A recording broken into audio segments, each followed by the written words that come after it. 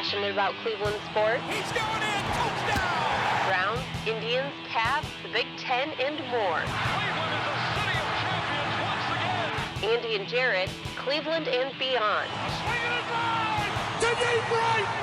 Here are your hosts, Andy Billman and Jarid Foster. Hello and welcome, Andy and Jarid, Cleveland and beyond. He's Andy Billman. I'm Jared Watson, and this podcast is a part of Waiting for Next Year. Check them out, original Cleveland sports reporting at waitingfornextyear.com. This is our college preview show, and we're going to take a look at our big three, Ohio State, Notre Dame, and that team up north. We're going to have Cleveland.com's Nathan Baird on to talk with us about the Buckeyes' upcoming season. We're currently recording during this beautiful start to the Buckeye season as Ohio State is up 28-0 with 5 minutes left in the first quarter over FAU. Poor Lane Kiffin might want to pack his bags and just take everyone home right now. But first, before we get into all of this and the college football talk, we're going to depress you and talk about the Tribe. Let's bring it down a notch, as I like to say. Boy, the poor Tribe. They had such a good week in Detroit, and then last night happened. They lost 4-0 to the Rays. And these are big games, obviously, because the Rays are the team that they're being chased by right now in the wild card. You know, the bigger story, though, in the past week since we've last talked is Jose Ramirez. He's out for the year. I don't know why they're – I know teams are hesitant to always say that stuff, but he is. He's out for the year. Yeah. So Jose is out.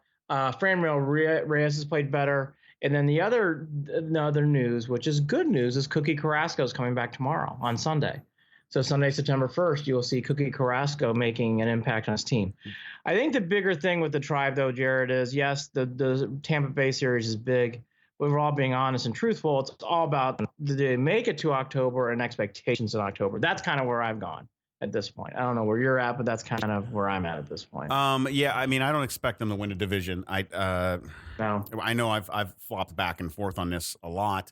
But there's no way they're going to be playing. They're not going to be catching up or gaining any ground at the moment because this series right now in Tampa Bay is already looking like a struggle. And the Twins already opened a can of whoop ass on the Tigers. And that's, you know, this is like the worst team in Major League history right now. Dealing with the Tigers. I don't know if that sounds like an exaggeration or hyperbole, but that really is an awful team. So it's going to be a struggle either way. The only way that I think the Indians are going to get in now, and I think we could safely say, is through the wild card. Yep. I don't know what my expectations are, though, Andy. Every time I think that they're down and out after a game like last night, they surprise you. I will give them that. They surprise you. The Franmil coming around and hitting the ball a lot better, that helps. And then we could also, the screams of you. Filling that void for Jose Ramirez. We'll see if that continues. If he can keep hitting the ball. We don't need him to hit as well as Jose, but halfway decent. And then we're also looking at, after last night, Naquin running into the wall and busting his knee up. They said a sprain initially. I haven't seen the follow up on all of that. They're doing an MRI. Yeah, which they need to. I mean, to come out and say a sprain right off the bat, I think they need to look a little closer. And obviously they're going to. Andy, at this point, I mean, they can do as I mean, I don't know. I don't know because look at me. I'm all over the place. Last night, because and you know what it is? I think the way that last night went down was really frustrating. Bieber wasted another start. Bieber went out there and threw the hell out of, I mean, he was nasty, and he kept that fastball down, I mean, right at the bottom of the zone all night. That slider was just gross. I mean, he pulled the string on some of these dudes, and they just made them look silly. And then you come in, and he gets a little roughed up in the seventh, and you think, okay, well, that's all right. We'll see if they can hang on to this. And then Simber comes in and instantly gives up, a 3-run shot? It was gasoline on the fire. I mean, I think the bigger thing with the Indians that you're kind of alluding to, which I noticed in the Mets series, watching them in person, and I think they're playing better, but the Indians just look a little ragged. They look a little tired. They really do need a chance here to catch their second breath. They did not they had a lot of home games in July. I think that's a big reason why the Indians made the push that they did. and they're paying back for those home games because they have not been at home a lot. And they come back to home again. They don't get any relief with that. They play a 4-game set against Chicago, then they go right back on the road again. So really, the Tribe have had no break. I think this team is wearing down a little bit. I think they can get their breath. I do. The only thing that I alluded to you earlier, this is the first time for a Tribe team, Jared, I see, again, going to the point I guess I just made, I think the Indians are finally winding down towards, like, I don't know if I see the spark. I don't know if I'm seeing that jump. I think the one thing that I hold out hope for, because I think this team will rely on it and will thrive on it, is when Carrasco comes back tomorrow.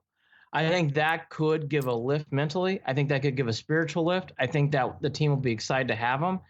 And honestly, from a baseball perspective, the Indians need Carrasco's arm out of the bullpen. They need help right now. That is huge. Huge out of the bullpen. Yes. So I think Carrasco coming back could actually lift not just spiritually, but actually lift the team in a physical way, because they need someone to come out of the pen. The other thing for the Tribe, too, that really stands out is Jose. Mm-hmm. Jose did not have a good front half, but Jose is playing a lot better in second half. I like Yu. I think Yu's going to be a good player for the Indians. Yu Chang's good. I think he's going to be a solid infielder. He looks the part. And plays the good fundamental baseball, and he's huge. He's a big dude. Right. But Jose not being there is being felt. And I by the way, it's not surprising.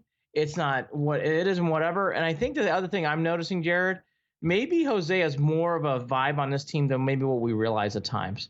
Because I think him being injured has also hurt the team a little bit with a mental spark, a spiritual spark. And I'm trying not to do too much talk about that, but I think on this team... Yeah, but it's real. It is real. It's a real thing. It is a real thing. It is. I think the other thing, too, lastly, and you alluded to with Bieber. Bieber's pitching great. Clevenger's been pitching well. The only thing that I have not seen yet, and maybe they won't, but, the Cervallis, the Plesac's, these guys have never pitched games like this in September. And I'm interested to see if they can keep going to their heights. I mean, Cervalli's been, we talk about Plesac. That kid's pitching really wow. Well, here's the other thing. It'll be nice once we get into if the team gets into the postseason, dropping that rotation down and moving those guys into that bullpen as well to help out. Right. And Plutko, by the way, too. I should mention Plutko's been pitching really well. Those guys aren't gonna be needed to start in these playoff games. No. So, that will help as well. Yes. Because we are looking at relievers that have been roughed up, relievers that have not been holding their own. Whitgren did it the other night. Simber last night. It's just Goody had a couple appearances here and there lately too. No consistency. No consistency. Yeah, which is typical bullpen. The Indians are I hate saying it. I guess I'm not going to jump off this team. The Indians look like a team that's built for next year. I love next year for the Indians. I think the Indians are going to be very good next year. But sadly for this year, these guys need starts in the playoffs to get some experience. These guys need to go through a run like this. The only other thing, too, I got, Jared, that we haven't really talked about, but I think it's now fair. Last night's another example. The Twins, they've kind of held their own. I think they split the season series. I think the Indians are one game above in that series right now. But the A's, they did not do well against the A's this year. The Rays, I think they're now 1-3 against the Rays right now. These are teams that you're going to have to compete in that one game. And Jared, the Indians have not played well against the A's or the Rays. This needs to start being talked about. This is one of your two opponents. And the A's thrashed the Indians this year. They've played better against division leaders. Yeah, the Red Sox, the Yankees, they've done better. They have not played well against the Rays and A's, and they're going to play one of these two teams. And I have to be honest, I don't think it's a great matchup from what I'm seeing this year. My last two things when it comes to this team are this. You're right on the spiritual side, on that emotionally spiritual, that connected side. The Indians have not had a break. They have not had one fucking break. They have taken more hits to the chin. It's been difficult. So that alone is exhausting, right? Emotionally, they're waiting for the next shoe to drop. Now maybe they're not. Maybe they're reminding, but you can't hide that. It's just you can't. They've got to be exhausted. And then the other issue is what happened last night again. offensively, when the bats disappear, they are so hard to watch because you just have nothing but anguish for whoever that starting pitcher is. Yep. Because there's nothing that they can do.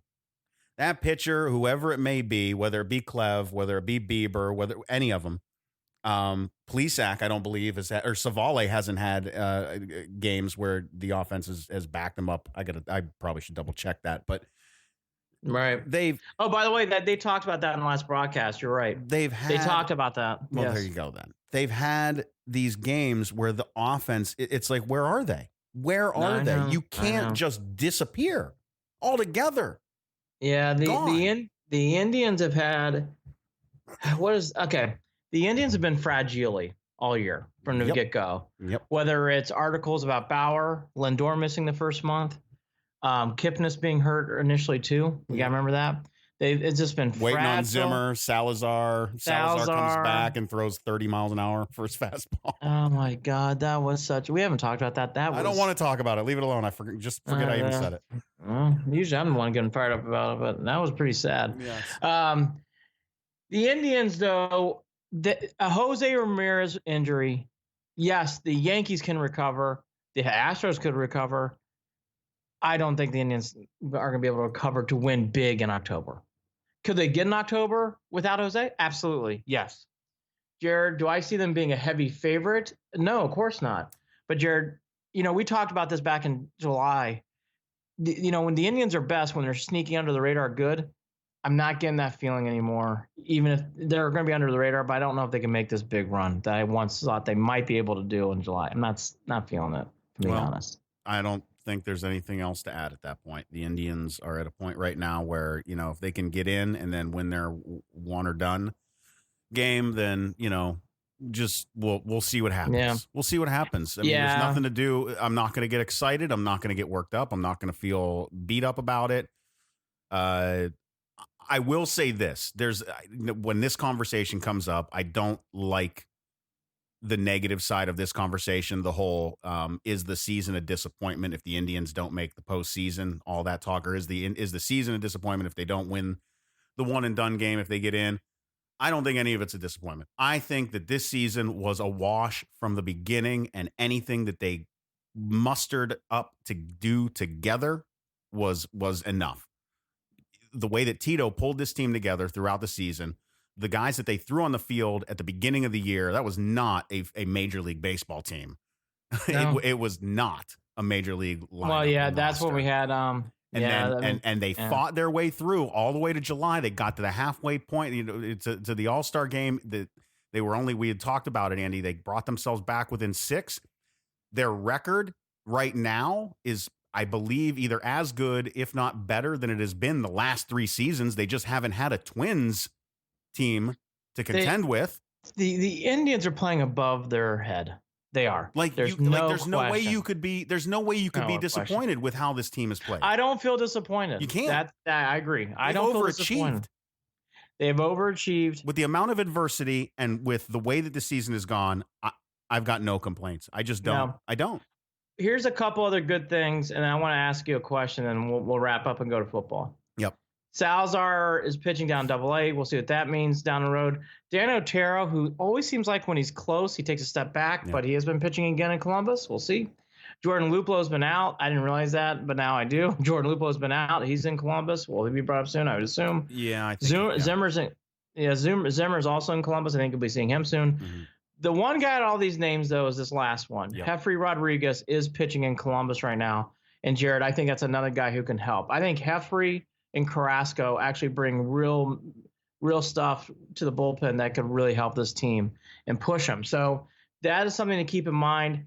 My last thing that I do want to talk about, because it was bantered about quite a bit in social media worlds, was the whole Royals situation where they sold their team in a minority order from the Indians, bought it. Lose that, all that stuff too. It's a bigger story for Kansas City, so that's not one to tell that we'll relive. But the interesting thing has been the backlash about the Dolans, again, complaining in all these articles about how poor they've been and how they're not making, I shouldn't say poor, but how they're not making enough, they're not making as much money as they think. And when the Royals sold for $1 billion, gotta be honest, Jared. The Royals. The sympathy stick is running low with the Dolans. Considering the way that money is shared in Major League Baseball compared to the NFL, are you surprised that the Royals are considered $1 billion franchise? No. I've been to Kansas City. It's a wonderful park. They fill they can fill the stadium if they have a competitive team. They also have a lot of attractions out there, and also they've got that hotel with all the water slides inside the water park. I've been there. Well, correct. Right across the highway. It's right across the highway from the stadium. Yes, it is, and they actually have like a shuttle that takes you back and forth. Ooh, fancy. I'll leave it on this. I just think the Dolans need to realize those articles. Yes, they've gone away, but boy, they get relived quickly in moments like that again. Yeah, they sound out of touch. They sound like those, really when people bitch about politicians talking about, not being able to relate to the regular guy and gal. You're not going to get much empathy, Dolans. No, and the whole reason, I'll call it the old stadium. The whole reason why Jacobs Field got started is because there was a tax levy that passed for cigarettes and alcohol. So the bigger thing that everybody needs to remember is the stadium is there, and yes, it's controlled and ran by the Indians. But that stadium is a public property. It is really put into by the dollars and cents by people coming to Cleveland. So needs to be reminded at times. The Dolan sympathy stick is low. That's how I want to end it. Is low. I will say this though: the Dolan sympathy stick is low, but I'm not on the hate the Dolan bandwagon. I think that some folks get on too. I'm not there either, but I understand. And I actually agree with some of the griping I'm seeing. I agree with it. Mm-hmm. When you see that number come out from Kansas City, you're like, Dolan, like that article looks sillier and sillier now every time you talk. So anyways, let's talk about I love Cleveland teams. Cleveland teams are number one, but there's a close number two. I love college football. So let's talk about college football. Right now, FAU is in a really heated battle. It's 28-0. The Buckeyes have really pulled up over the last two possessions, to be honest with you. Well, it's a heated battle because this guy talking right now took the 28.5. So we need to make sure that there's another field goal to be scored so we can cover. I think you'll be all right, Andy. I think it will be okay too. That's why it's a heated battle. In Vegas, this is an intense matchup right now. There's no room to give. FAU has -5 yards of offense at the moment, and to Ohio State's like 230. So there you go. We should lead off with the Buckeyes because they're the team that's up. And then for those of you who would like to, I will do a separate podcast on the death and burial of the Nevada-Purdue game later here in a second. But let's start with that. I'm still not over it. I don't do this. I went on a total Twitter banter rant. I just lost it last night after that game. Ohio State, everybody, look, there is no, and Nathan gets into it too with us, there is no secrets. This team's about Urban Meyer gone, Ryan Day in, and the new quarterback, Justin Fields, who's gotten a lot of hype so far. From what I can already tell, and from what I've seen in only a quarter and a half, the hype is real. He's very talented. He looks the part. He's fast. He's going to need to make some adjustments. And actually, since the 28 points, which is understandable in sports, he's actually slowed down a little bit. I can tell the Buckeyes are pulling off the brakes a little bit. The one thing, Jared, that's very evident that the Buckeyes have been blessed with, when you get quarterback to quarterback like this from Haskins to Fields, you are lucky. That is a lucky bridge for any team. And you know what? This guy is very good. He was very hyped coming into Georgia. And the hype is real from what I can tell. This team is very talented. The other impression I'm getting early from Ryan Day, now switching back to him, this guy is focused. This guy is not going to be the most animated. I don't think at times you're going to feel a lot of emotion. And Urban even gave you more emotion in the last couple of years. I think Ryan Day will. But now that I understand who he is and his background, Jared, this is an up-and-coming coach. And maybe, yes, I think people would love to have Urban there. This is even with Urban and whatever was going on, and he's needing to retire. Ryan Day was not going to be staying much longer at Ohio State if Urban was there, because Ryan Day is ready to coach. That was the impression I've gotten from all these articles. Yeah. From hearing what I've seen this week, Ryan Day is ready to take over a program like this. Well, this is we know that the conversation prior to the season has been, the boosters. Nobody's going to put up with anything less than what we've been getting out of Ohio State, right? We weren't going to put up with, a down year. Right. Now, not granted, I don't count me in that.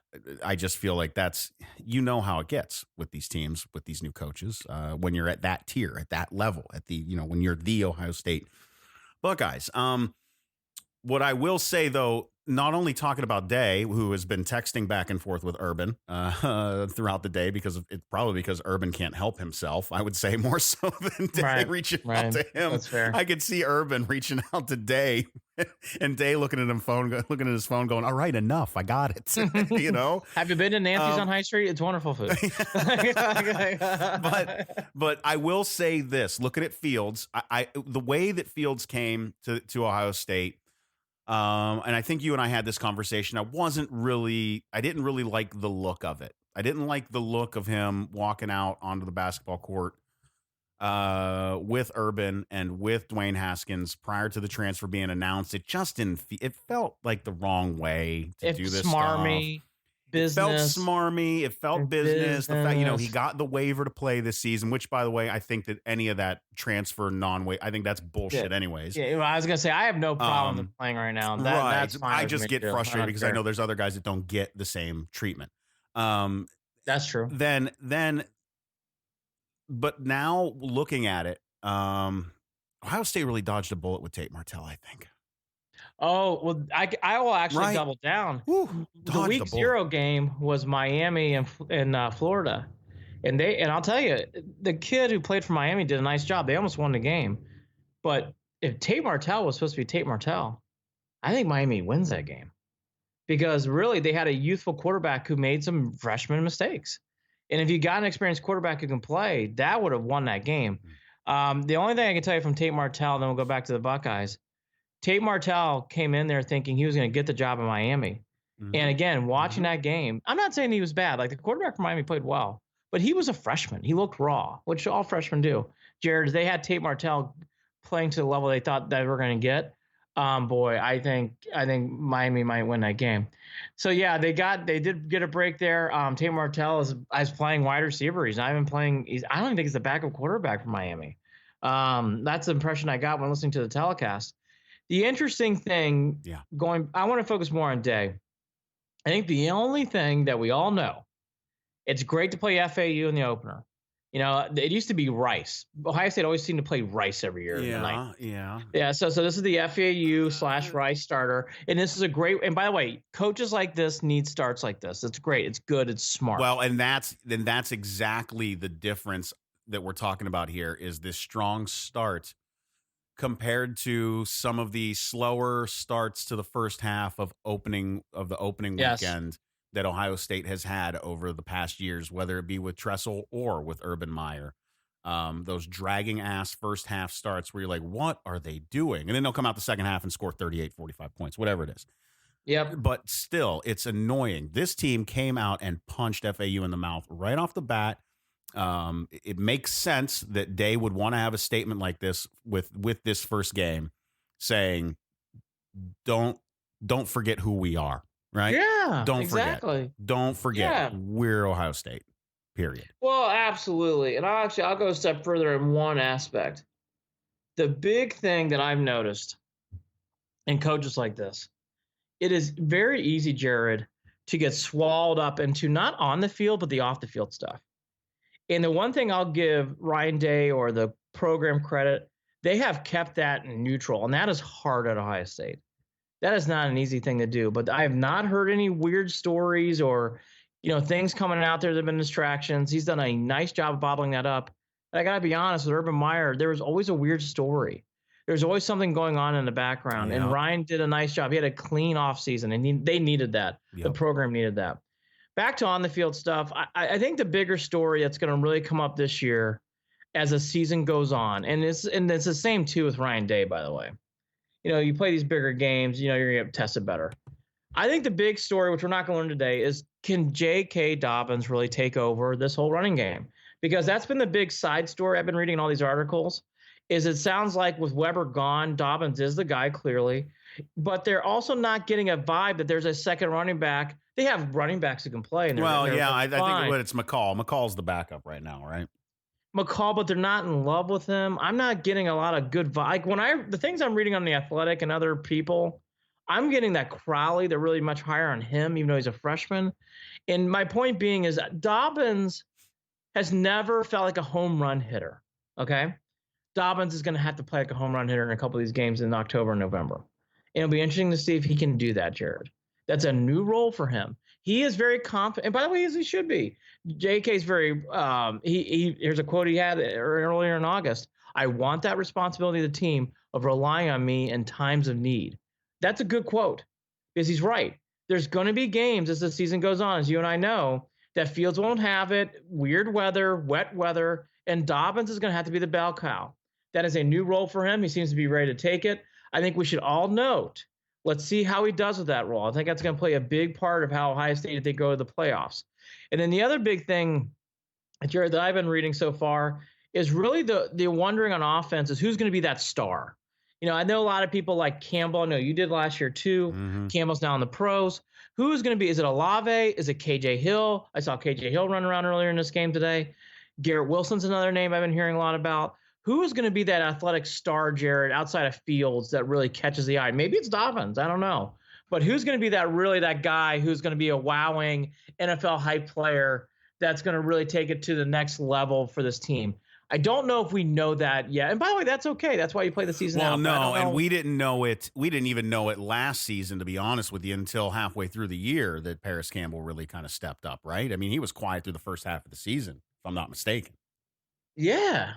So yeah, exactly. I mean, you're right. It was a weird year though to come off of from last year with that Ohio State team. Oh, they had the worst defense I've ever seen. Yeah. And what I can say is Fields can sling it. Fields can throw. I mean, he throws. You know, you feel comfortable with him throwing the ball like you did Haskins. And when you look at him running, he's got better footwork. He can run the ball too, so he's more athletic in that sense. So that helps Dobbins a little bit too, depending on how they. I mean, that was the first touchdown of the game. Was a rushing touchdown. Oh, and there. Yeah. Oh, almost close. And Ohio State almost busted another one. 50-yard line. Yeah. To finish up your thought, the other big thing that you alluded to, I think offense.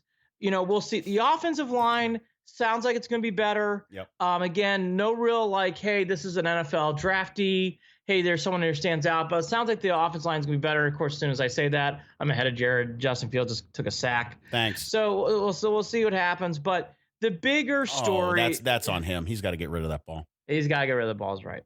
The bigger story for this season is what we all saw. They should have lost to Maryland. They got thrashed by Purdue. Yeah. And they had a couple of, and by the way, yes, they blew out Michigan, but Michigan did have some success running the ball against them. With this new defensive coordinator who comes up from Michigan, Madison, can he take this defense back to where it was? And Jared, that's going to be a big theme. You're not going to know today after FAU, but that's going to be a big story this year. But you have seen, look, it's nice to see them get pressure on the quarterback. They've already had 2 or 3 sacks in this first, quarter and a half. I know that these guys that they're going up against are a lot smaller, but it looks like they're scheming better already. They're sharper than they were last year. They're not lethargic, right? That's the other thing, is dealing with the lethargy that I'm used to seeing in these, again, in these games where we know that Ohio State's supposed to win. That seems to be gone.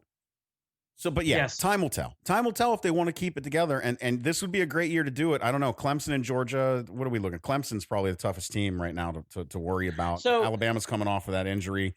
Alabama's got some interesting things. I mean, that's a big injury. Losing that kid is a big injury. That linebacker was a top 15 pro talent. Paul Feinbaum said it catastrophic.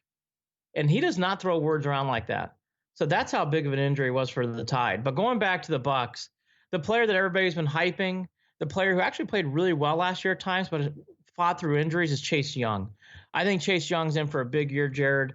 I did not realize how banged up he was last year, and he still made an impact on games.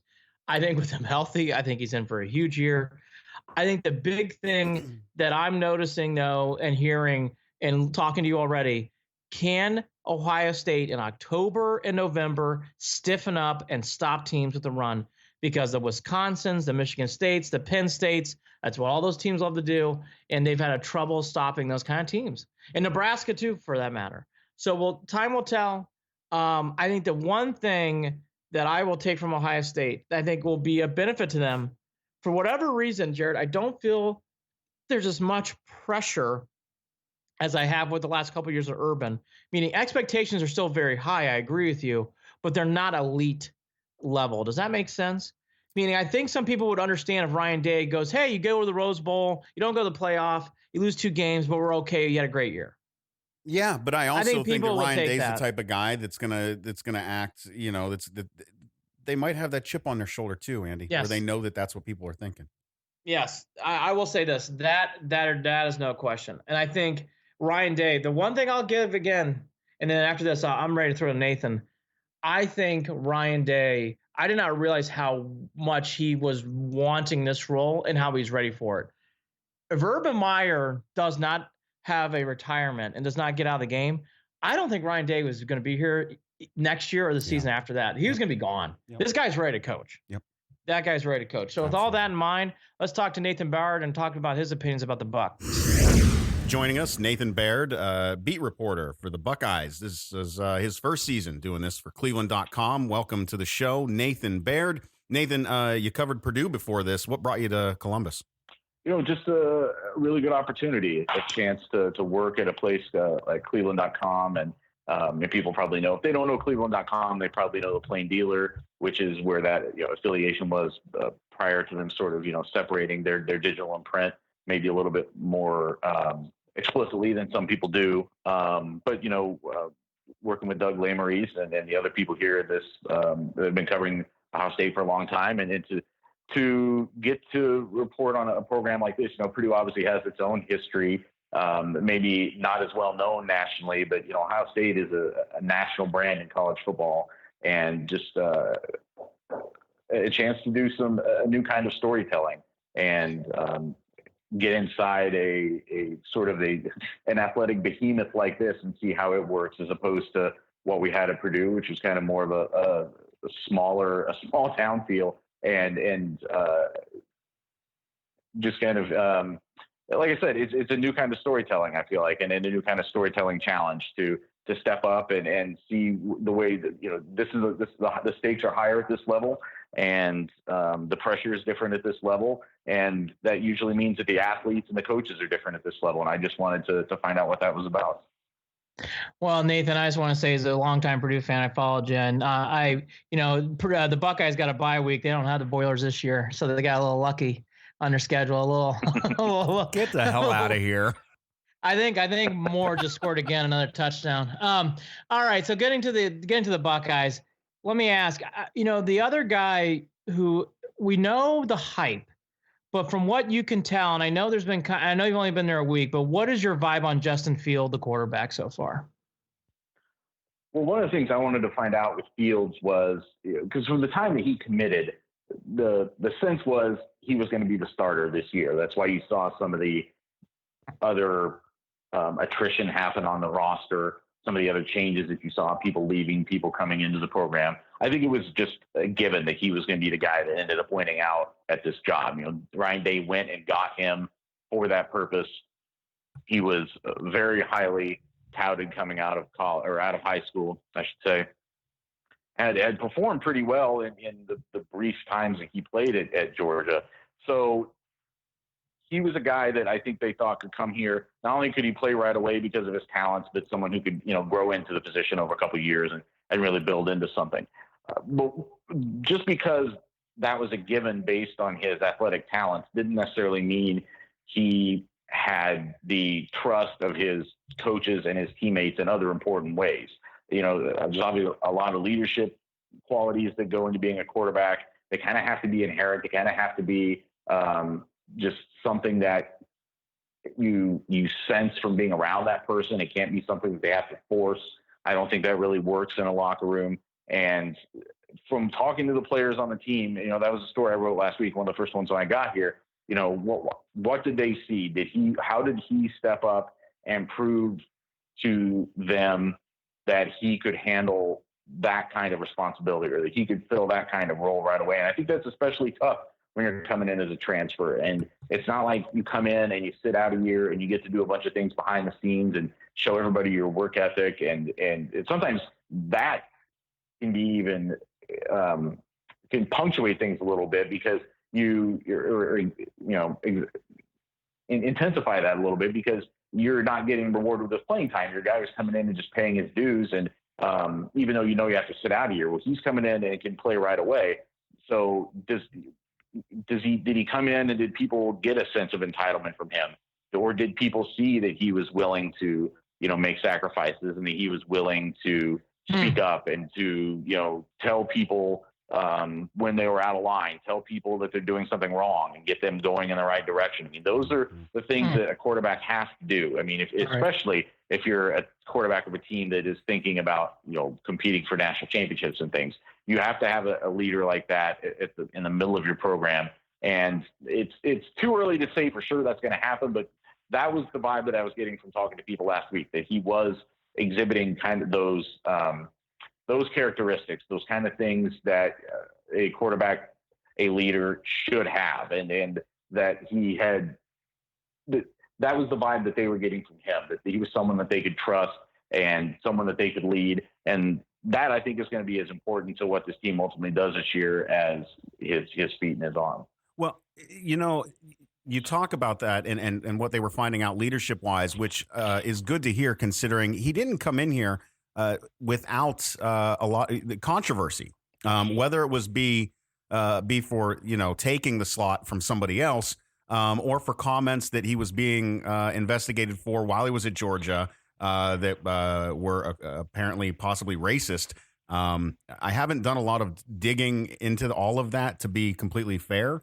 But it's not like he just walked into this position and it was handed to him, which is surprising considering the way that we first saw him, which was walking out on the court during Ohio State basketball game with Coach Meyer at that point. That's right.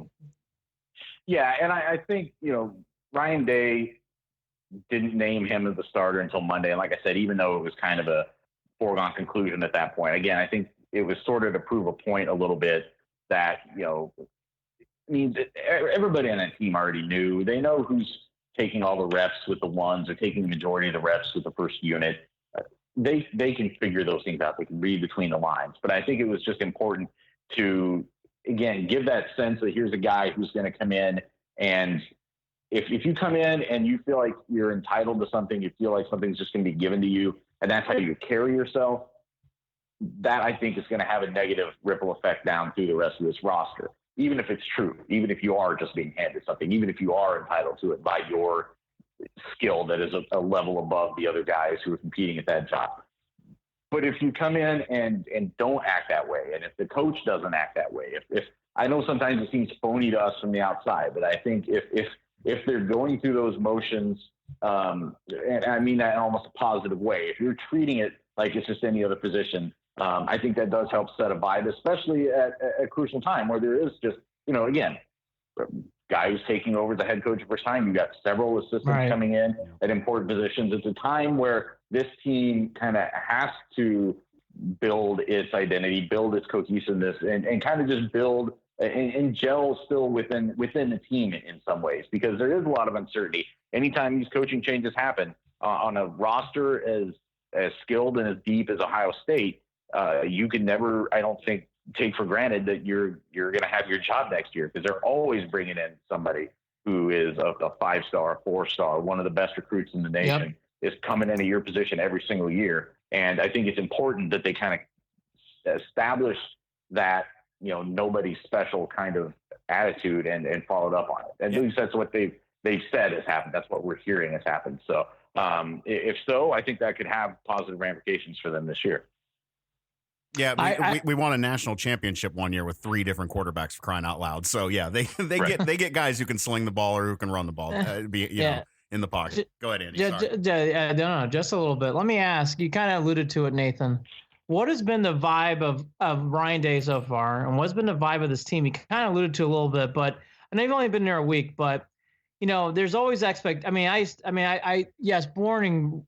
Cleveland and all that, but I did my latter years in Columbus, and you could always feel the pressure with Cooper in the 90s as the season would get closer. I have to be honest. I'm not sure. I feel it, but I'm not sure if I'm feeling it as intense as I would for a Cooper or a Tressel or for a Meyer, or even maybe that one year of Fickle. Are you feeling like, hey, yeah, you got a new coach, but the expectations are big things. Like we got to win a Big Ten championship and go to the playoffs. Are you feeling that kind of pressure in the camp so far? Right. So yeah, like I said, I've only been here a week, and last Monday was my first day, and that's the only time I've been at a press conference with Ryan Day, and I haven't seen this team practice. So right. there are some ways where I can only give you a partial answer to that. I will say that I don't know that with someone like Urban Meyer, there is a presence there. Right. It's a guy who had already won 2 national championships by the time he got to Ohio State. Yeah. A guy who got here and had an undefeated season his first season, even though they were ineligible from doing anything with that. I mean, there was just a presence around Urban Meyer from what I saw from the outside and from talking to people around here. I don't know that it's fair to say that that's happening yet with Ryan Day, but I don't think one should expect that necessarily to happen yet with someone like Ryan Day. I will say, speaking to the other half of that, though, from talking to players at several different position groups last week, over 3 days of interviews, everybody talks about, we don't just want to be a good defense. We want to be the best linebacking unit in the Big Ten. We think we're the best receiving group in the Big Ten. We think we could be the best secondary in the Big Ten, or maybe even higher than that on some of those position groups. That's the level that they aspire to here. And it's a realistic thing. I think, coming from a place like I did at Purdue, I don't think you saw that from position group to position group every year, right, where they could realistically say, we may have the best collection of talent in the Big Ten, if not the country, at certain positions. And Ohio State's always going to be in that conversation. So that I don't think has changed. I mean, you've got coaches here, whether it's Kevin Wilson, whether it's Greg Madison coming down from Michigan, whether it's Larry Johnson, guys who have been in the Big Ten or around college football for a long, long time, and they have set that standard of excellence within their position groups or for an entire program for a long time at this university, at different universities. So that's really helping, I think, Ryan Day get a good step point here, is just having the kind of staff that he has. If each individual position group is going off and setting those kinds of expectations, worrying about themselves, aspiring to that kind of level, that's, I think, how a championship team kind of gets made, is that each group worries about itself, figures that out, attacks that on its own, and then it comes together as a group. Maybe that's where the head coach, kind of coordinates things or orchestrates things and brings it all together. So I think, as far as just whether again, from my conversations last week, there hasn't been any drop off in just the individual expectations of the coaches and players in the program. Now it's just a matter of what happens execution wise on every Saturday from here through December. Let me ask you, you kind of teed them up. The big conversation for people who watch game in and game out was the defense. The defense definitely, whether it's Purdue, whether it's Maryland, they had days where they just got gashed pretty hard. And Madison coming down from Michigan is an interesting hire. And again, I know you only been there a week, but you kind of alluded to it. Is there been an emphasis, or have you heard a little chatter like, hey, we knew we struggled with the run. We knew we struggled on defense, and we're putting an emphasis. And I know, again, it's only been a week, but Madison, your early impressions, and what do you think of the defense talking to those different position groups? Yeah, it's going to be interesting to see what happens defensively, because you're right. They've been pretty upfront about what happened defensively last year, that it was a shortcoming. I mean, I think I remember looking, they allowed more yards per game than they had allowed more than 50 years last year. Don't remind me. You don't have to say it all again. I was ripping my hair out weekly. The points per game were the most in like 21 years. I mean, it was a step back defensively for that program. You can't argue that it wasn't. What I'm eager to see what happens at the top from a defensive standpoint. And I think that's something that a lot of people in the media before I got here were already looking at. Was they do bring Greg Madison in from Michigan, a guy who's been up there for a long time. And you've also got Jeff Hafley, who's been a long-time NFL assistant coach. They're technically the co-defensive coordinators, although We think maybe Madison is the one that's like got 51% of that share. So that's, I don't know how that's going to work out. I mean, I don't know how that's going to work out. It's honestly, it may be nothing because it's becoming more and more common throughout college sports. Right. I mean, Purdue, that's fair. Go look at their coaching staff ever since Jeff Brom got there. And I don't want to keep bringing up Purdue all night, although you can bring up Purdue as much as you want, Nathan. But, you bring it up as much as you want, buddy.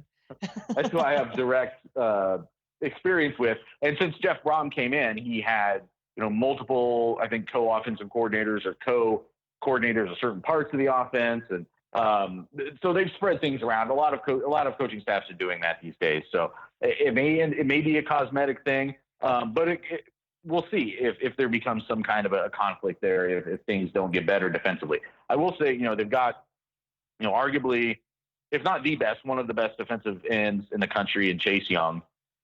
They have a defensive tackle rotation that they think goes 6 deep with really solid guys. They bring back pretty much the whole linebacking core from last year. We don't know exactly how that's going to rotate yet. And the other thing that's an interesting wrinkle there is Madison brought in what used to be the Viper at Michigan, the hybrid safety linebacker position. Now it's going to be the Bullet at Ohio State. So that takes one of those linebackers off the field because that's typically more of a defensive back position.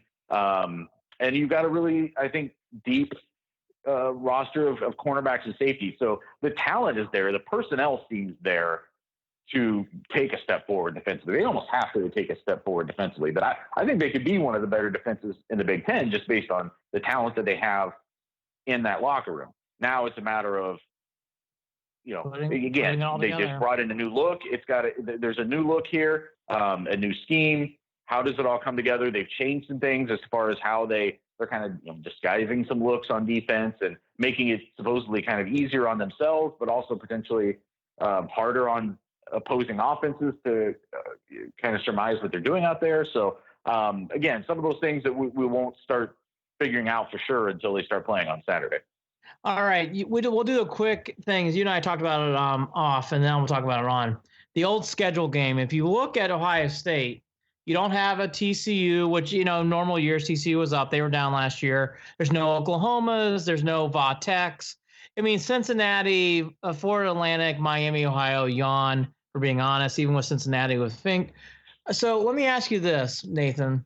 What do you see as you lay out the whole schedule? And I know you're not predicting, but what hurdles could you possibly see? If you read it and you take it at first glance, Nebraska on the road, a Friday night against Northwestern, tricky, I guess, but what do you maybe foresee might be some challenges that to a schedule, aside from the annual one this year, especially you got Penn State, Michigan back-to-back.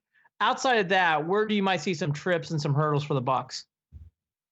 Yeah, so it is an interesting schedule relative to what their usual schedules look at because they have tended to put, there'll be like one marquee non-conference game and then kind of one mid-level one and then one lower-level one. You saw that with even some of the additions that they had last week. None of those were those kind of marquee games, but Arkansas State, San Jose State, Western Kentucky, those kind of filled in some of those other slots on their future schedules. And in coming years, they play, Oregon, home and away, Notre Dame, those kind of games that, upper echelon games. They don't have one of those this year. Although I think the Cincinnati game is a little bit sneaky. Not easy. Potentially. There's just a lot. Not easy. You've got an in-state rivalry. You got Luke Fickell coming back here. Cincinnati, on top of all that, is just a really solid football team. So that doesn't seem like a cakewalk to me. But yeah, within the Big Ten play, I think there's also, nobody, I think, looked at last year's schedule before the year and thought, boy, you better watch out. Purdue might be able to just boat race you. Or, 2 years ago, boy, you better watch out for that game at Iowa because they might just clobber you. Those are unexpected results for any number of reasons. So I think they're going to have a tough game, I think, at Nebraska. I never think you can take for granted playing at Northwestern. I think it's one of the more underrated programs in college football. I just mouthed that to Andy. Yeah, that's exactly. I agree. Yeah, they just every year they're just really solid. Kind of in the same way somebody like Iowa is. It just seems like every year they're in that 8-win conversation. And in a place like Columbus, maybe that gets taken for granted a little bit. But I can tell you, around the country, most other programs are dying to just annually be in that 8-9 win conversation. And those are the kind of programs that just seem to live in that neighborhood a lot. And I don't take that for granted. In both of those cases, they play at Nebraska and then they have to come home and play Michigan State. They play at Northwestern, they have to come home and play Wisconsin. In both of those cases, if something goes wrong on the road, then you have to come home and play arguably an even better team, or at least as good of a team at home. And the one thing that never happened under Urban Meyer is they never lost back-to-back regular season games. I mean, and that's kind of, I know that teams, again, that live at this level of college football, I know that's sort of expected.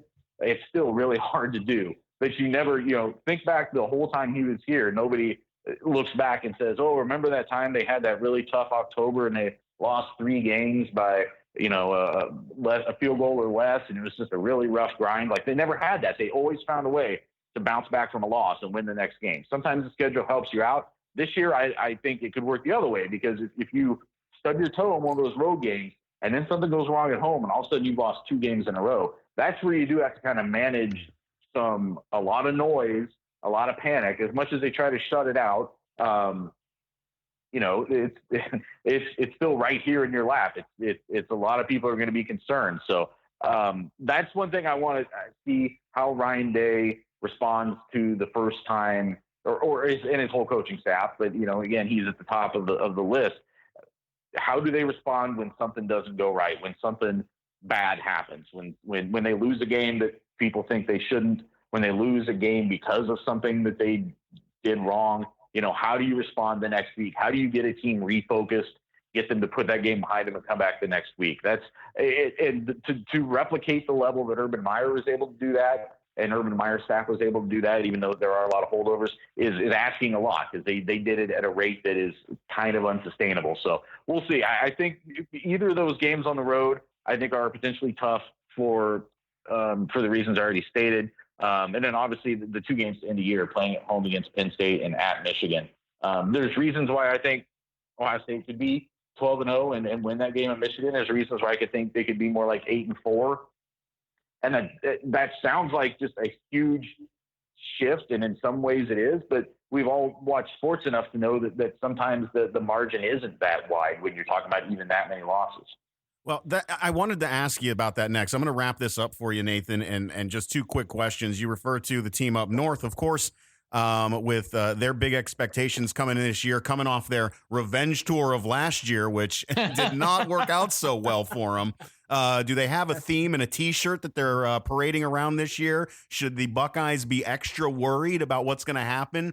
Do we have an angrier Harbaugh that we're dealing with who doesn't respect mental health? I'm throwing it all out there right now, Nathan. I think the way that I'm looking at it is that team up north, boy, there's a lot of expectations every year, but I just don't want to hear it until they actually win. What do you say to that? Oh, I think that's fair.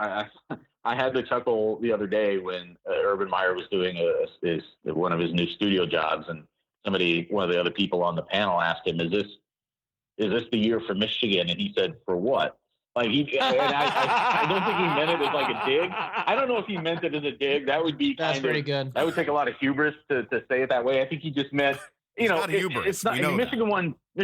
Michigan won 10 games last year. They routinely win about that number. And again, I know that in these parts, it's whether you win or lose that game around Thanksgiving that kind of colors your season. So I think that what's going on with Michigan, though, is people see an Ohio State team that, for some of the reasons we already stated, is maybe a little bit vulnerable this year.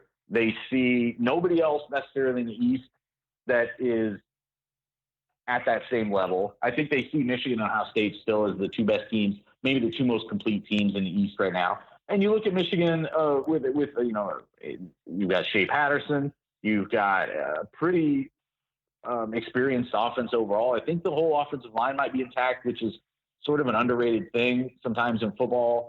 The offensive line cohesiveness and guys that play together for a while and how the bond that they kind of build, I think sometimes can make a difference. And say what you will about Jim Harbaugh, I think he's a really good football coach. So, and they get to play Ohio State at home. I just think there's a lot of things kind of lining up for. People look at it and say, hey, maybe this is their year to finally sneak through and win that game. we'll see. I think this is probably in the case of both these teams, though. You look at, the schedules they have to play, some of the other teams they have to play. I don't think any of them can take anything for granted that they're going to be, playing for an undefeated season in that last week. I think you've got to win those first 11 to make that 12th one worth something in the larger scheme. I know it's always worth something in Ann Arbor and Columbus, but when you start talking about the national implications, those other games we were talking about on Ohio State's schedule matter just as much as that Michigan game does. In 5 words or less, I'm being kind of flexible on this. Last question. In 5 words or less, I don't know. I felt like 3 was too few. And I feel like Nathan might want to elaborate a little bit more. I'm giving him 5. 5 words or less. How should Ohio State Buckeye fans go into this season with their expectations? What should their expectations be? Realistic, but cautiously optimistic. Nice. Yep. Perfect. Nice. I love that. Nice. Nathan, you come on here anytime, buddy. You talk about Purdue sports anytime you want, all right? We need more of that Purdue push. You got my number. Give me a call anytime. Well, dude, we will. We're adding you to the list. Between you and Hayden Grove, we've got to. We'll have to grab a few more of you. Nathan, thanks so much for joining us. We'll join you mid-year to see how things are doing, and enjoy Columbus. It's a good town. Go Buckeyes. Will do. Thanks a lot. Thank you to Nathan. He's new to this. He is a longtime Purdue beat reporter. Now he's on the beat for the Buckeyes. I guess I should allude to that real quick with Purdue in a second. But the last thing I want to go to that Nathan talked about in the interview, Jared, the one thing that I think the Buckeyes got a little bit of a break on is their schedule. And I know that they have some tricky games starting from Lincoln on the 28th. They have the Huskers in Lincoln, Michigan State at home. They go on the road to Evanston on a Friday night, Wisconsin at home, and Maryland. Maryland's always been a kind of again, last year it reminds me, they're a little bit of a thorn. And then Rutgers, that's a bye week. They're terrible. And then you got Penn State in Michigan back-to-back. But they don't have that Oklahoma. They don't have USC, even TCU. I know Cincinnati's got Fickle, and that does bring in something. But if we're all being truthful, I don't think Ohio State's going to lose to Cincinnati. So, I mean, that they have a good, soft schedule at the top that's going to help them. But as the season goes on, we'll have to see if they can get through these Nebraska road trips. Can they play? And by the way, back-to-back weeks with Penn State and Michigan is going to be tough. It's going to come down to that start of the game lethargy that they have been prone to. Yeah. Can they come out and punch people in the mouth? As they did today against FAU. As they did today against FAU. Before we move on to the other two clubs, is there anything for Ohio State that you see as a fan that's like, I am still questioning, even after watching a half here for the Bucks? Is there something that sticks out? Or after even watching one half now, you're like, all right, it is business as usual. I know there's a new coach and a new quarterback, but I can tell the Buckeyes are going to be geared and ready to go. Rhythm. They're going to need to get some rhythm. Those quick scores don't help with getting rhythm. These last 4 possessions, they haven't gotten any rhythm. Yes. And it really comes back to Fields. Fields took a bad sack. I think it's really comes down to rhythm. So they've got to get comfortable with each other. That's all it is. We'll be talking Buckeyes. That's what I'm worried about. Other than that, nothing else. No, I think they've got the athletes that they need, and I think that they're ranked exactly where they should be right now. All right, appropriately. We'll do the Irish last. Let's talk about Michigan. Michigan's another team that had a big new addition. They got this guy Josh Gaddis. He's been a talk. It's funny when I was watching all the pregame shows, and obviously for people who don't know, I love College Game Day. Yes, I worked for ESPN for 16 years, but I love College Game Day. It's one of the best, well-run shows. Lee Fitting is excellent. He's a good dude, and that show is a well-oiled machine. I know Lee, and that show's just love that show. It's one of the best-run shows to watch in sports.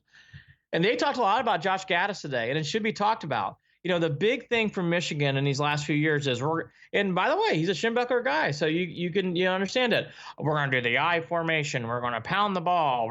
And by the way, Michigan did. Boy, did he follow that script, but didn't bring big wins over big teams. Gaddis is going to bring a new formation that everybody runs. More spread, more option, hurry up tempo. I think the big question, we just alluded to it on defense with the Buckeyes, will they be able to stop the run? I think for Michigan, I think this sounds great on paper, but is Harbaugh really going to run the spread? Well, that's what I mean. And are they really going to execute? Are they really going to be able to execute that style offense? Well, Shea Patterson thrives in that offense. And Shea last year won a bunch of games as a drop back. So I think I'm not worried. Okay, I'm not worried about Michigan's offense. The only thing about Michigan, similar to the Buckeyes, is they have a running back. And I wouldn't say issue, but it's kind of like, I don't know. They lost their starting running back. He's out for the academic reasons, Chris Evans. So the big question's been who's going to be the bell cow. And from what I'm reading, Jared, Michigan may not have one. With losing Chris Evans for the year, it's really put them back in a question mark. You're hearing a lot about Christian Turner. The Athletic is recommending him to be the guy. There's this guy, Jack, I won't pronounce his last name correctly, Charbonnet, Sharbonnet. I apologize, Zach. I'm sure he's listening. But Zach, is another true freshman that they're high on. But Michigan, to where you're going to with Gaddis, and we just talked about with Dobbins, I think in bigger games, this is going to be interesting for Michigan. Who is going to get those big runs? Because we all know Harbaugh's going to run the ball late to win the game. And when you don't have hey, this is our guy. This is our dude. It makes me wonder, who's going to get the ball in big spots? It's going to take. It's interesting. It's going to take a few weeks. It's going to take a few weeks for some of this stuff to hash out. I am fast. I've said this all the time. I am fascinated by Michigan. Fascinated. I know you can't. I know you can't call Michigan, but Michigan's fascinating. I think that I don't. Oh boy, I think they're in that realm of hype and being overrated at this point. I'm not saying that just because it's that team up north. But again, let's go right back to this. They have fallen on their faces. They have fallen on their faces in every opportunity and every situation that they've been in. Yes. To prove everyone wrong. They've fallen on their faces.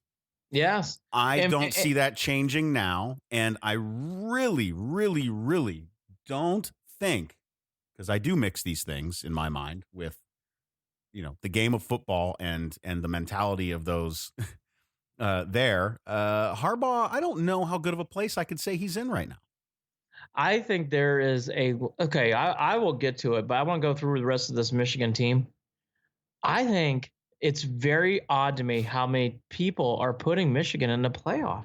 I was like, what have you seen to say that they can do this? You know how this happens, Andy. It snowballs. Somebody gets a big idea and then everyone rolls with it. There's no reason. There's no reason I'm not to seeing feel it. that way.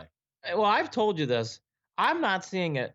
They have some good wide receivers, but I'll tell you, let's get to it. By the way, if everybody who hasn't, obviously there's probably a lot of listeners who don't, Michigan's strength is going to be the offensive line.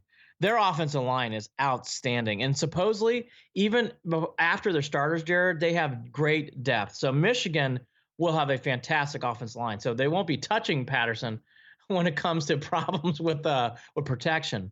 But the biggest thing that could help their running game. Even by the way, their offensive line is going to save them games. And I think this one scout said it best. This is from Athlon.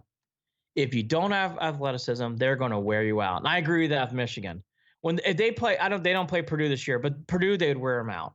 They'd play certain teams. I'd be like, they're just going to wear them down. They just have too many big boys. They're going to be able to crush you. Can they beat Ohio State in a big spot? Nope. I don't think so. Nope. Can they beat Penn State? I don't think so. I don't know if they're going to. Honestly, the more and more I read about Michigan, and I got to see them play today.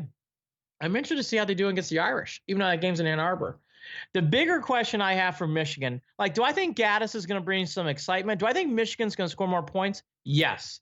Do I think they'll be able to move the ball and again push around teams they're better than? Yes.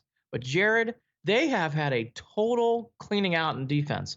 Their defensive coordinators is now coaching at Ohio State, and they lost Devin Bush, Rashawn Gary, Chase Winovich. And Chase Winovich was a good player.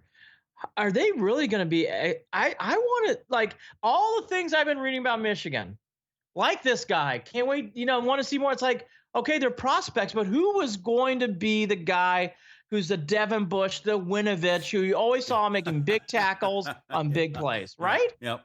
Right? I guess what I'm getting to is I don't buy this fucking bullshit about Michigan. I don't buy it. And I'm not an Ohio State guy. I don't buy it. I'm not buying it. I don't know if I'm seeing it. Do I think Revenge Michigan Tour 2.0? Print the T-shirts now. Print the T-shirts now. Print them. Press your khakis, right? I mean, anyways, look. You got a bunk bed? Coach will sleep in it. Here's the last thing about Michigan. I'm not nice. I'm sorry. I'm not nice about it. I'm not. By the way, Middle Tennessee State, the Raiders. And by the way, that is not an easy game. The Middle Tennessee State's always sneaky good. So it's not FAU. Is my point. This is not FAU. They're not gonna win the game, but they're gonna push them around a little bit. I am interested to see as this season goes on. They play at Wisconsin early. They have a weird Notre Dame game in the late October 26th. And then after that, they go Michigan, Indiana, Ohio State, and Maryland. Jared, they play Penn State, Notre Dame. That was my point. They play Penn State, Notre Dame back to back. Not easy. Is Michigan really going to get through this and win the whole thing? Because a lot of people have been hinting at that, and I'm not seeing it. I am not seeing it. I think they lose 2 or 3 games. Oh, goodness. Boy, I will say this. Watch what happens early at Wisconsin. That's a tricky game. They have a bye week. And by the way, don't sleep on the Army Black Knights. I was thinking that too. I didn't want to say it, but there's been people who think they should be ranked. That's how high people are. I'm not there. I want to see Army play, but Army has really improved their program. That is a game. It's like Navy. Don't sleep on Navy. Yeah. It used to be 2 or 3 years ago. Don't sleep on Army. That was Ohio State against Navy in that first. That was one of those opening games. I was at that game. It was here in Baltimore. It was at M&T Ratbird Stadium. Yes, and by the way, as a longtime Irish fan, that coach in Navy's good. And supposedly Army's. And by the way, I saw Army play. They are much better. They should have beaten Oklahoma last year. Should have been. They should have beaten them. They had them on the ropes. So, anyways, that's the report on Michigan. I think the big thing here, though, outside of the games, this whole Harbaugh mental health, we've talked about it, so I don't want to banter too much about it, but I'm going to simply state this one more time. I do not agree with Harbaugh's stance about mental health. If a player needs help and he has been diagnosed and he can go somewhere to get help, this is a college player. He's a college athlete. This is not professional. If you're talking professional, I would understand. You got to make a trade for goods. Fine. This is not that. You should allow the player to transfer, and it's fucking ridiculous, and it's bad, and he's an asshole for saying some of these things he's been saying. He's basically questioning mental health on kids who are not adults yet. They're growing into adulthood. It's ridiculous, and I don't fucking like it. It's awful. As a mental health psychology guy studying GAT stuff, which is an awful way to say that, by the way. Mm-hmm. I would hope that you think the University of that team up north school, their psych department would write a strongly worded letter to Coach Harbaugh and maybe educate him on why he's wrong. Yes. That would be a good idea. idea. The psych department. The psych department does. Now, I don't know much about that team up north school's psych department. I don't know a lot about it. But I would assume that folks in that department probably cringed at those statements. Not nice. It's not nice. We'll see how the season plays out. We'll be following Michigan. You and I are neither fan, but you have to talk about them. Really quickly, is I did pick some lines. Our blog is having a bit of a time posting them, but I posted them on Facebook. I feel good about Ohio State. Boise State not showing up. I just don't like how that whole Florida State program is going. They're down early in Tallahassee. And then the other game, too, to watch out for later tonight. I do like Auburn. I've been a big fan of Malzahn. I think they're a much better team than Oregon. I think they're going to handle them nicely in Fort Worth. There's really not a big amount of big week 1 games. And then you get, like last year, we had so many sexy games early, Jared. Washington, Auburn. You had an Alabama. I forget who Alabama played early on last year, but you had a big game there. Just not the same vibe this year. And then you get to my Irish. They finally get to tee it up on Monday night. They play against the Cardinals. This is not your Bobby Petrino Cardinals. They are not as good right now. If people can look up who Bobby Petrino is and get that joke somewhere, why we're laughing. No. Look, here's the simple thing. about the Irish to me. And I've been reading a lot about them. The one thing that does worry me about the Irish is they've had a little bit of nicks and bruises already. Two of their better players are not going to be playing early on. I think that I don't like that vibe, as we've learned from the Indians. You don't like going into a season with already injuries, especially in football. Right. And the Irish are a little banged up a little bit. The biggest thing to me, Jared, I don't care about, we'll run through some of these things. I'll tell you things I'd be watching for as an Irish fan. To me, I hate saying this, but it's so true here. It's all about Ian Book. Ian Book, before the injury, was wonderful. He was looking like the real deal. Looked like a player who might be able to elevate the team to maybe win a playoff game or two. When he came back from injury, it's my biggest fear in college sports. I think it's harder for college athletes to come back from injury compared to pros. Oh, this is a different look here, Andy. I'm going to ask you: is it Ian or Ian? I think it's Ian. I think it's Ian. I think it's Ian Eagle. Okay. But I think it's Ian Book. Okay, Ian Book. All right. I have to double check because my brother is Ian. I-A-N. It's the Scottish derivative of John, by the way. Oh. That's what that name is. Jared Watson for your Irish knowledge. Ian Book, but that's the problem is Ian Eagle spells it that way. I know. We all know Ian Eagle. Well, how about this? Book. Badass. I'm gonna high five him one day sometime. I'll call it by his last name, Book. Book needs to play like he did before his injury in Northwestern. He needs to play like he did in those early games. Even in the Syracuse win, he didn't look good. I talked about that last year. USC, he struggled, and then he did not play well against Clemson. No one did for the Irish. Well, a year will make a lot of difference. A year could make a lot of difference. Could make a lot of difference. I hope so. I don't have much on Notre Dame, to be completely honest with you. I don't mean to say, Andy, they've consistently been ranked and not lived up to the hype either. Yeah. You want them to. You want them to. You want them to because they are Notre Dame. Ready for this? And this is for all my Irish fans out there who listen. The Irish lost to Clemson 27 points. Alabama lost to them by 28. The Irish were 1 point better in the matchup. And I bring that up, and I am being sarcastic, but I bring it up for a purpose. Maybe Clemson was really that good. And by the way, I watched the Georgia Tech game. I taped the Browns games I wanted to watch. And by the way, it's for a whole myriad of reasons. I couldn't watch the Browns game because I was traveling for work. My work life's been hell lately. So I'm behind on everything with the Browns, but I'm going to catch up this weekend. By the way, I can confirm. Andy's work life has been hell. Has been a pile of dog shit. Hell. I took it out on a bottle of wine, some beer bottles last night. Congratulations, though. Good for you. You earned it. It was deserved. Well, it was baptism by fires. I wasn't planning on it. The next thing I know, I was like, you know what? Fuck this. I'm going to have a couple more. So here's the whole thing about Book. It's a big thing on his shoulders. But I think looking at how the Irish really went through last year, yes, their schedule this year is a lot more daunting, which we'll get to. But the Irish do have the parts. I like Tony Jones. I think he's going to be a very good running back. There's a lot of people very high on Jafar Armstrong. Yep. Very high on Jafar Armstrong. I think he's going to be a wonderful player for him. And there's Chase Claypool. He's a star, big player. The Irish have good defensive players. Their defensive ends are studs. There's a scout who said on Athlon, they have players that are freaks. They can really disrupt. The Irish have the parts, Jared. I like Ian Book. I don't know, Ian or Ian. I don't know. Book. No, now you got me out. Yeah, right. But they're wide receivers. They have some good talent. I like Armstrong. I like Jones. I would even argue I think those two running backs are better than what the Buckeyes have and what the Wolverines have. Okay, so you got some good parts. Mm-hmm. But, Jared, as I've learned about the Irish, this has happened in the most recent years, these are the teams where it's like, gosh, I really like this team to make a big run, and then you go to their schedule. And their schedule is very daunting.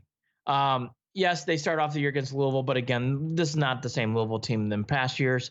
But, Jared, have to go to Georgia in September, to Michigan in late October, and then finish the year at Stanford. Those are tough games. And I've looked at all the other schedules. No one has a schedule like this. Boy, I'll tell you what, though. If they can pull that upset against the Bulldogs, everything accelerates. That changes everything. Everything accelerates. Jared, changes everything. Jared, I gotta be honest with you. I think that is one of the biggest games for Brian Kelly. He does not have to win that game, but he can't get embarrassed. Exactly. He cannot get embarrassed. Exactly. That is the big thing with the Irish. They have played in these games, and they not just have lost. They have, lost with like Roman candles in the mouth coming out the chute. I mean, it's been bad. The Irish cannot handle another Miami meltdown at night. And by the way, the Georgia game is going to be on CBS primetime, 8 o'clock on the 21st. It's going to be a cool setting. Really, really, really cool setting. So the Irish have an opportunity to provide and perform. Here's what I'd say about the Irish. Again, Claypool, you remember his name. I think they have two good running backs in Armstrong and Jones. Both are good. They have studs on defensive end, and we all know Book.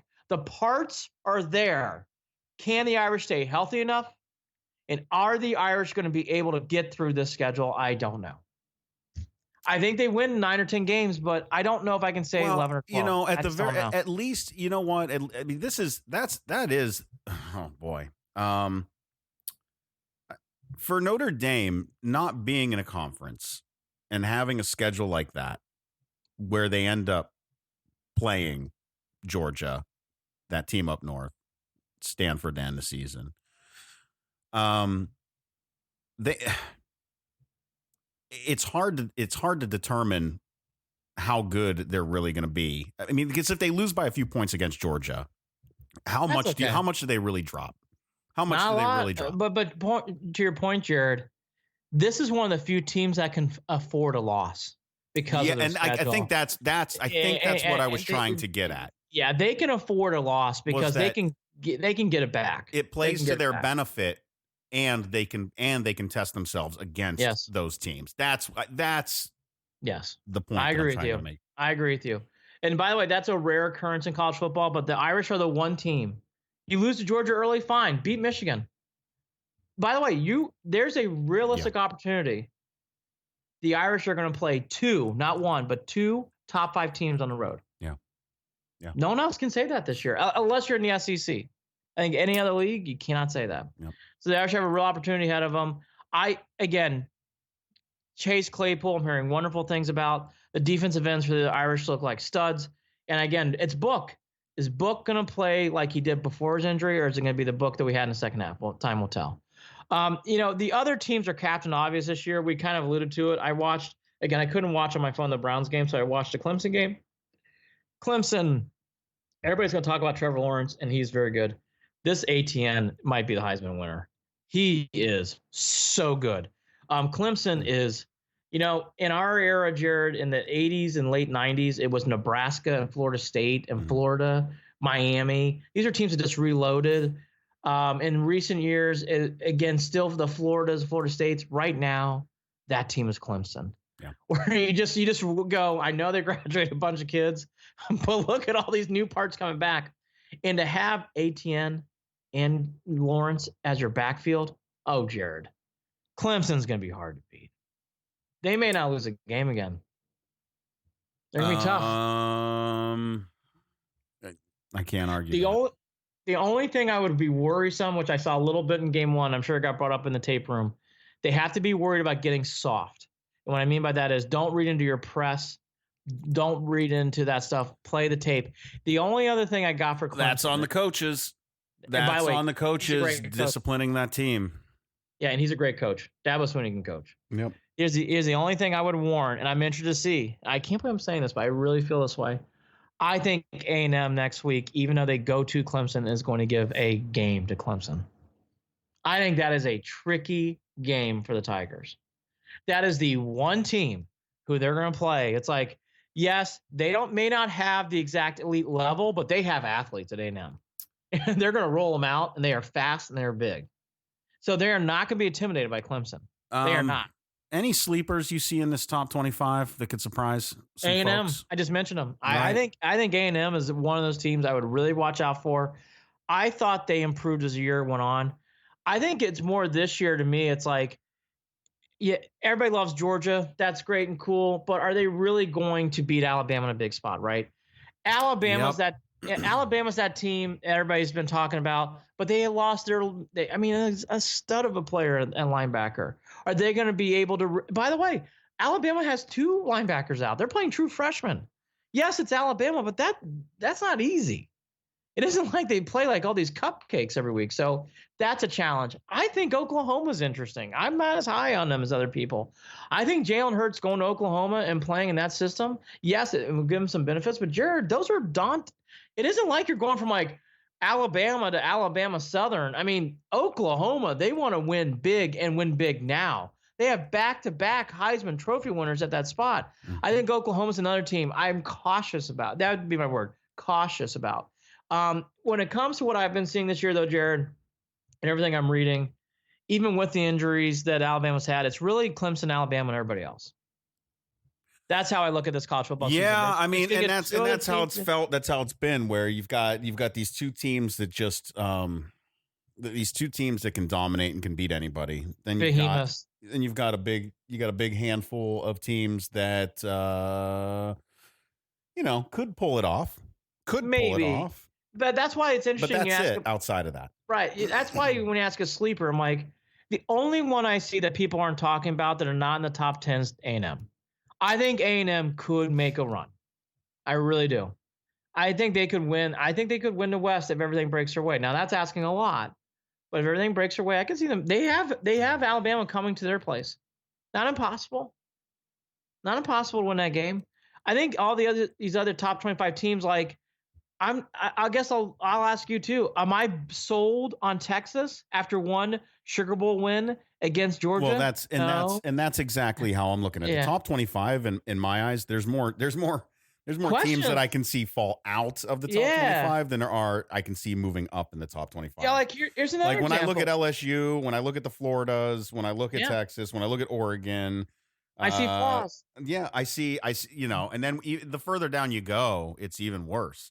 Well, right. When you're looking at Penn State, when you're looking at Wisconsin, when you're looking at Sparty, Syracuse, is Syracuse really going to do anything different from last? I mean, it just doesn't. No, well, they play Nebraska. No. They play in the right league. I think they're going to win some games, but again, like the only team is A&M. I think I guess here's the other one I would keep my eye on. And I would keep my eye on with. Surprised I'm saying this, but I will. I do think if they can really get a secondary running back to help out Dobbins, Ohio State has the athletes to make a run at this. There's no question. That's never been the question with Ohio State. Can they get through a whole season with a new coach? Is Fields the real deal? I think that is a lot of expectations I can't answer. So that's why with Ohio State. And Ohio State's not a sleeper. I mean, they're fifth in the country. I mean, that's not a sleeper. Well, in Ohio State, they're like a fine wine. They get better with age every season. They at least well said. I'll say that. They could make something happen, but I will tell you right now, going into halftime here, still sitting at 28 and actually gave a field goal 28-3 now. They took their foot off the gas. They did, but I expect them to come out and score at least another 28. They've got to. Yeah. They've got to come out and do something here because I don't like how flat they've played for the end of that. That whole second quarter was just flat. Like and not flat in like they were taking like a chill way, but like flat like they weren't executing properly and it just wasn't. It didn't look all that great.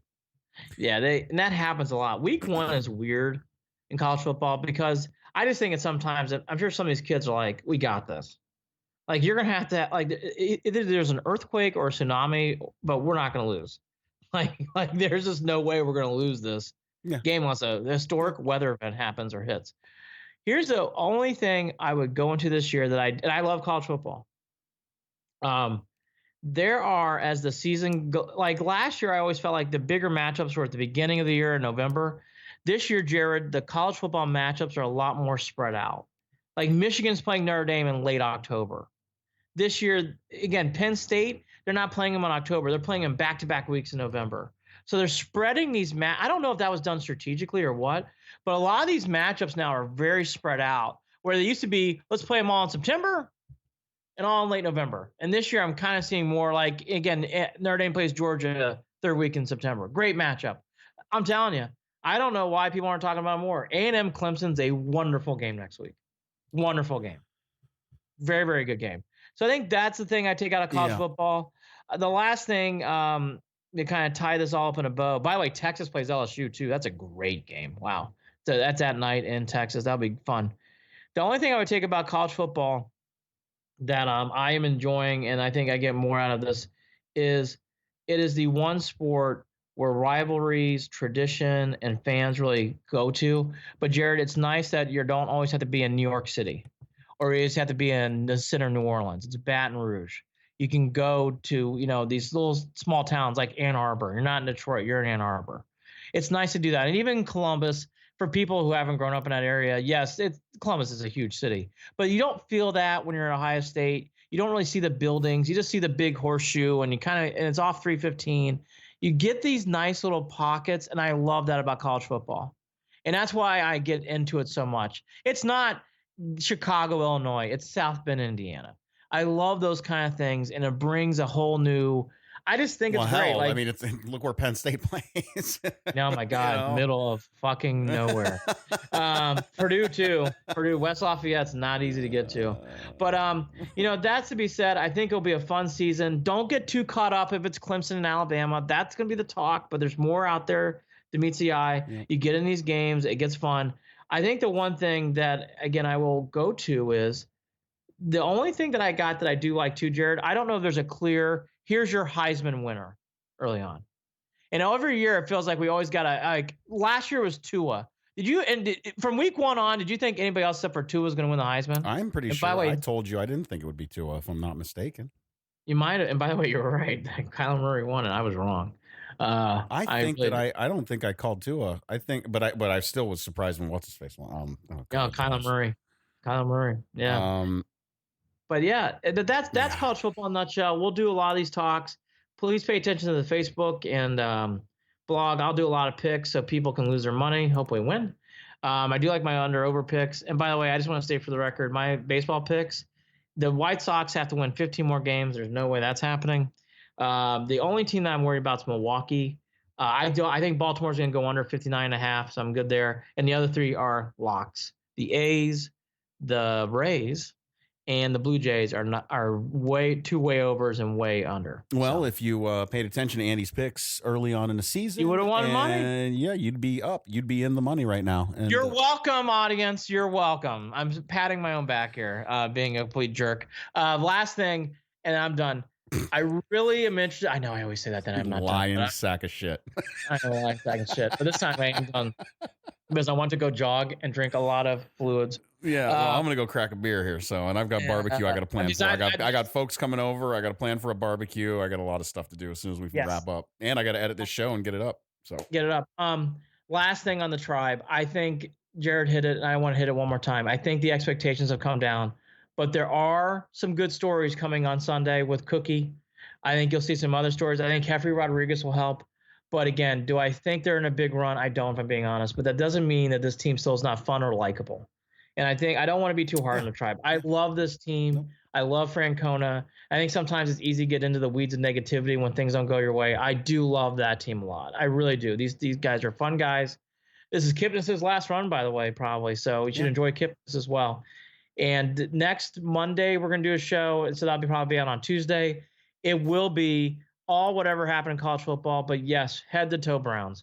Whatever happens to the roster, the last 2 games, getting you ready for the NFL. We'll do some more picks, getting you all ready for the NFL season. So that'll probably be out Tuesday or Wednesday of next week. And again, college football wrap up. We'll do a touch on the tribe, but it's going to be Browns focused, to be honest with you. Boy. A lot on rosters and trades and everything else that happens between now and Monday. I got to tell you, Andy, I've noticed we've got a lot of new listeners, a lot of new folks from different areas across the country tuning in to this podcast, and I just want to welcome them. Shout out to you guys, however you found us, whether it be through that article with the Ringer or whether you're just looking for a decent Cleveland sports podcast to listen to. We're glad to provide you with that service for free, of course. So shout out to you guys. Thanks for listening. If you aren't following us on social media, go ahead and give us a follow on Facebook, facebook.com/Cleveland and Beyond. You can also hit us up on Twitter at CLE and Beyond. Shoot us an email, andyandjared@gmail.com. Jared, of course, Jarid.